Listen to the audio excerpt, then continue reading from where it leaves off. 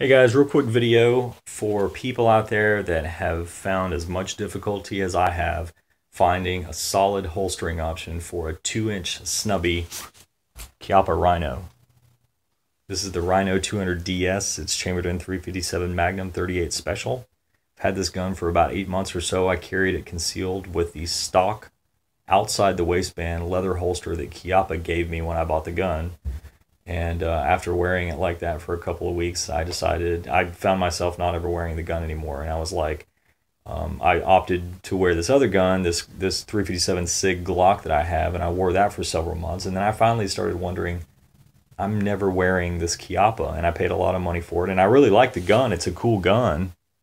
But if you're never carrying it concealed, then you have to wonder why you paid for it in the first place. So that's where I'm at right now, and so I spent the last couple of weeks trying to figure out a solid holstering option for it, and this is what I came up with: a Blackhawk nylon series holster.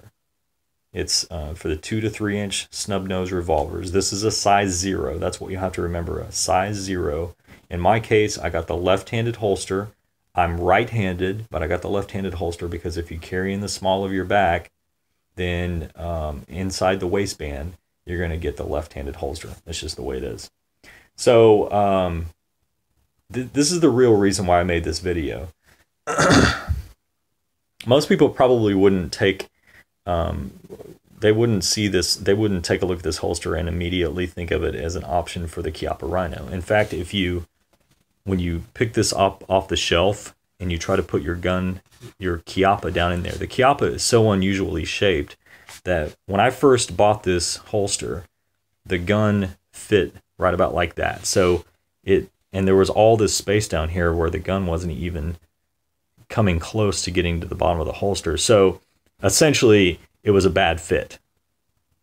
So most people would probably look at this and they wouldn't even consider the holster any further. However, with a little bit of altering, you can make this holster fit perfectly. So the reason why I'm making this video and the reason why I like this holstering option so much is that this holster, which you normally wouldn't even consider for this gun, like I said, you can make it fit perfectly.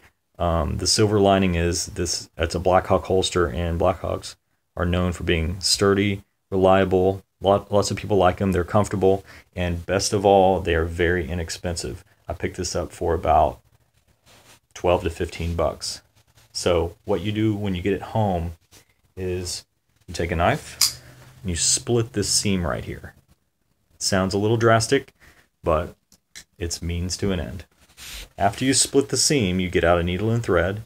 If you're not comfortable with stitching, you can give your grandma a call, you can call up your mom, you can even send this to me, I'll do it for you. It really wasn't that difficult.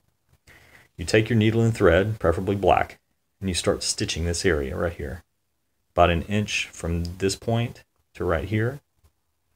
Do the same from here to here. Okay, so get a nice, solid, sturdy, reliable stitch right here. You don't want your gun to fall through. And it has to stand the test of time as well. So do your best stitching job on this area and this area. And actually, most importantly, you're going to want it, the third stitch is actually the most important. I'll show you that in just a second. After you split this, you'll realize that the reason why you split it is so that the gun will actually fit down in there further. The trigger guard and the muzzle are going to start to protrude through that split that you created when you cut it. And that's the whole point of this. The gun fits down further, but then the stitching is, you have to do the stitching in order to prevent the gun from falling through. I've already told you to do that stitch and that stitch. The last stitch you need is this stitch right here, and this has to be a nice, strong, sturdy stitch. And it's going to be between the trigger guard and the muzzle, and what that does is it's going to be the thing that's most responsible for preventing the gun from falling through when you have it situated inside the waistband on your belt, and you can carry concealed this gun inside the waistband. And it's got a nice, perfect fit, in my opinion anyway. And when you have it holstered, it feels good. And like I said, that is your $12 to $15, finally, a $12 to $15 cheap holstering option for a 2-inch Snubnose 357 Magnum Chiappa Rhino. Thanks, guys. Hope you find this helpful.